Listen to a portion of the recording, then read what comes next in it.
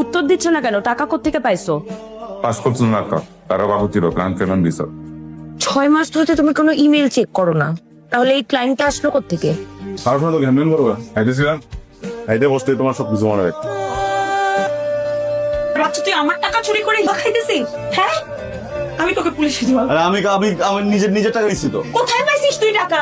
আমি এখনই পুলিশে ফোন করব। কি করতেছ তুমি? হ্যাঁ পুলিশ অর্ডার অর্ডার বাচ্চার কাস্টডি মা ফারজান আক্তারকে দেওয়া হোক। নিজের পায়ে নিজের কুড়াল মারার গল্প শুনতে চান? শোনেন, আপনাদের অনেকেরই কাজে লাগবে। আমি সোহাগ, বয়স 32 বছর।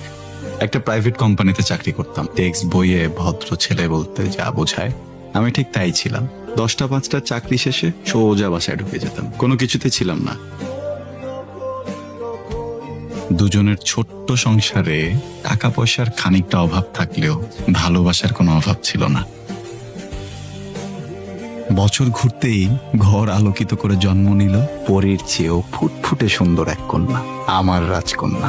পৃথিবীর সব মায়া, সব রূপ, ঐশ্বর্য যেন সৃষ্টিকর্তা ওর চোখে মুখে ঢেলে দিয়েছিলেন। ওই মুখের দিকে তাকিয়ে মনে হলো আমি এই পৃথিবীর সব থেকে সুখী মানুষ। সৃষ্টিকর্তার প্রতি শুকরিয়া জানাতে মেয়ের নাম রাখলাম শুকরিয়া। গরিব হওয়ার অসুবিধা হলো সাধ্য থাকে না।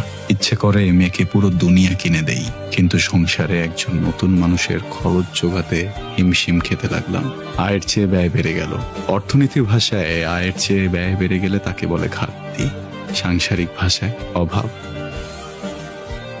অভাবের সাথে যুদ্ধ করতে দেখা করলাম আমার একমাত্র সচ্ছল বন্ধু হাদির সাথে।